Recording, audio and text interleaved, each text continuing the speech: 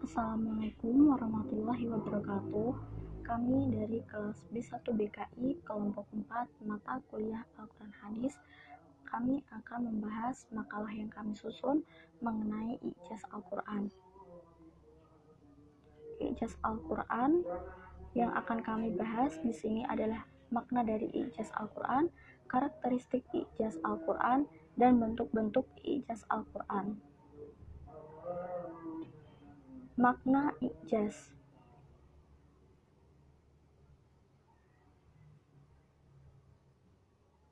Kata ijaz secara etimologi diambil dari bahasa Arab ajaza yu'jizu ijaz yang berarti melemahkan atau menjadikan tidak mampu.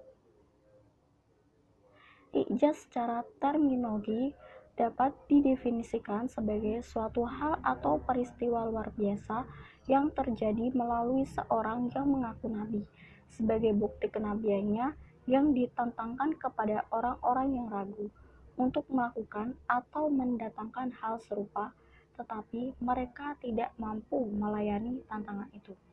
Jadi di sini yang dimaksud dengan ijaz adalah tanda-tanda kebenaran seorang nabi dalam pengakuannya sebagai rasul dengan cara menyampaikan kelemahan orang-orang yang tidak mempercayai untuk menghadapi mukjizatnya. Makna ijaz Al-Quran. Ijaz Al-Quran adalah ijaz yang dimiliki oleh Al-Quran atau yang terdapat di dalam Al-Quran. Al-Quran adalah firman Allah yang disampaikan oleh malaikat Jibril sesuai redaksinya kepada Nabi Muhammad SAW. Jadi di sini yang dimaksud dengan ijaz Al-Quran adalah kekuatan, keunggulan, dan keistimewaan yang dimiliki Al-Quran yang menetapkan kelemahan manusia baik secara berpisah-pisah maupun secara berkelompok untuk serupa atau menyamainya. Hal ini menunjukkan atas kebenaran Rasulullah di dalam mengembangkan misi dakwahnya. Nah, itu tadi makna ijaz Al-Quran yang telah saya presentasikan. Sebelumnya perkenalkan, nama saya Afinta Kusnaini, dan selanjutnya materi karakteristik ijaz Al-Quran dan bentuk-bentuk ijaz Al-Quran yang akan disampaikan oleh teman-teman saya. Salawat dan salam tak lupa mari kita limpah curahkan pada Nabi besar kita, Nabi Muhammad SAW. Sebelumnya, perkenalkan, nama saya Muhammad Haswi Nasuha, kelas B1, kelompok 4, mata kuliah Quran Hadis. Di sini kami ingin menerangkan tentang karakteristik ijaz Al-Quran. Karakteristik ijaz Al-Quran diantaranya dapat dilihat dari aspek ketelitian redaksi yang dimiliki Al-Quran. Menurut Quraisyhab, ketelitian redaksi Al-Quran mencakup pada aspek-aspek sebagai berikut. Yang pertama, keseimbangan antara jumlah bilangan kata dengan antonimnya.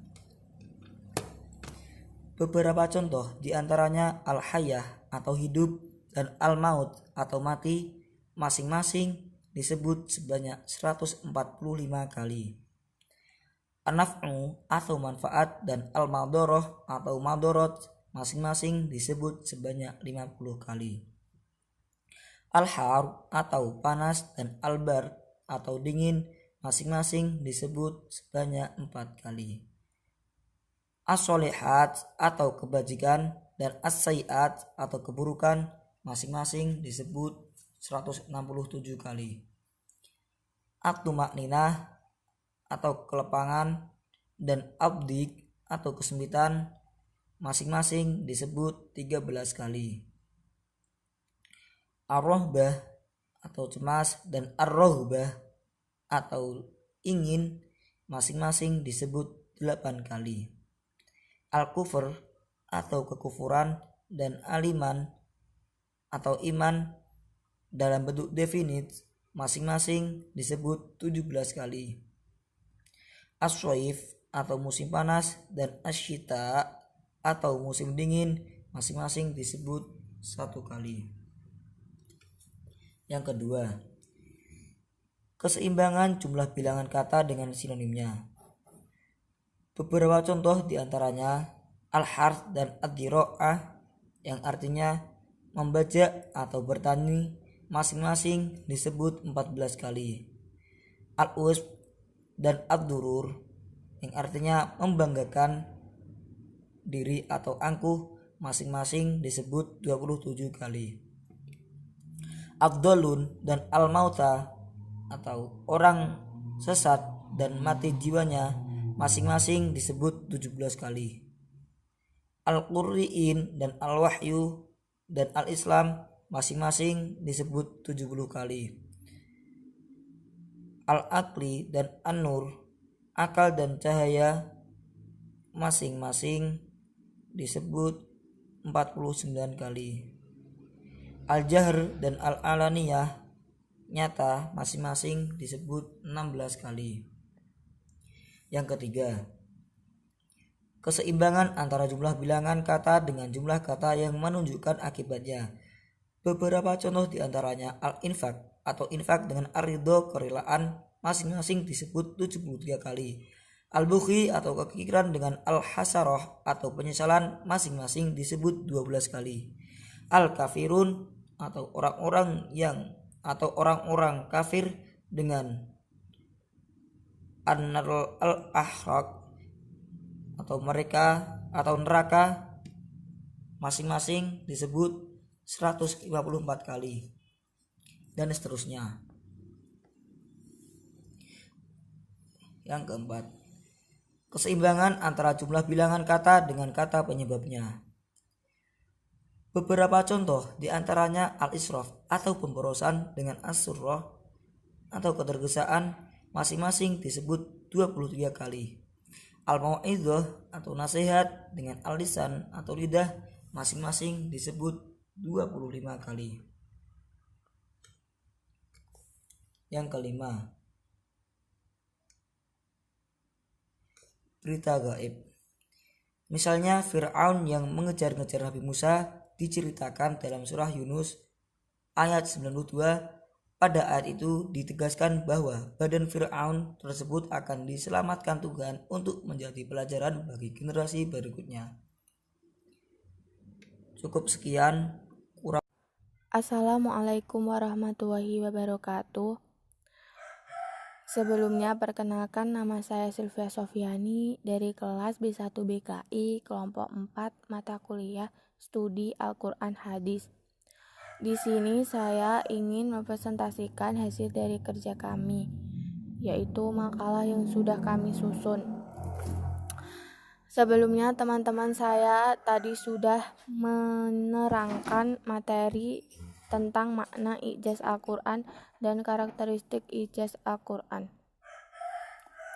Nah, di sini saya diberi kesempatan untuk menyampaikan materi yang terakhir, yaitu bentuk-bentuk ijaz Al-Quran. Ijaz Al-Quran memiliki bentuk-bentuk yang sangat beragam. Dari sekian banyak bentuk kemukjizatan Al-Quran, ada 3 sisi yang perlu dibahas secara tersendiri. Di antaranya adalah 1. Ijaz bayani wa adabi atau ijaz secara bahasa dan sastra. Al-Quran Al-Karim merupakan mukjizat Rasul yang agung, termasuk mukjizat yang indah, selain juga mukjizat yang logis. Ia telah membuat bangsa Arab tidak mampu berkutik, yaitu dengan keindahan bayannya, kerapian susunan dan uslubnya, dan keunikan suaranya apabila dibaca. Yang kedua, ijaz al-islahi au at-tashri'i atau kemukjizatan Al-Quran dalam aspek ajaran syariat yang dikandungnya. Kemukjizatan yang dimaksud di sini adalah mencakup ajaran yang paling agung dan manhaj paling lurus untuk membimbing umat manusia ke jalan yang lurus. Tiap-tiap mufradnya menunjukkan dan menerangkan bahwa Al-Quran itu tidak mungkin diproduksi oleh manusia. Pernyataan tersebut sejalan dengan pemikiran Muhammad Rashid Ridho dalam bukunya Al-Wahyu Al-Muhammadi.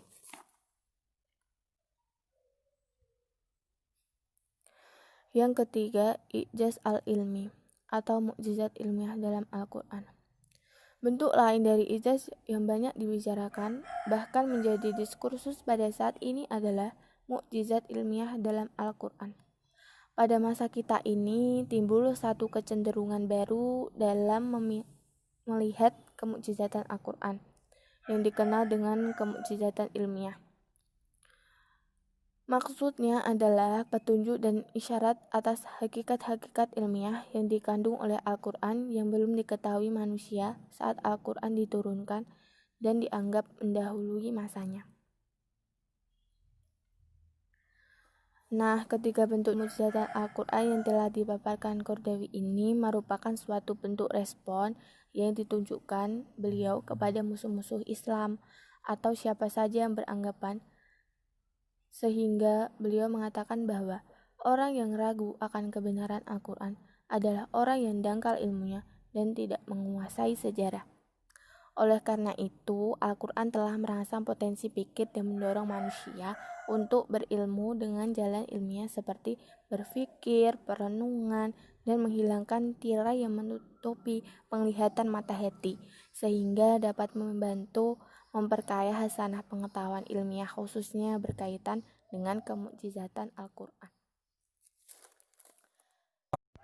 Nah, itu tadi sudah kami presentasikan mengenai makalah yang telah kami susun. Apabila ada kekurangan mengenai materi yang kurang lengkap atau kesalahan dalam penyampaian presentasi kami mohon maaf yang sebesar-besarnya. Billahi taufiq wal hidayah. Wassalamualaikum warahmatullahi wabarakatuh.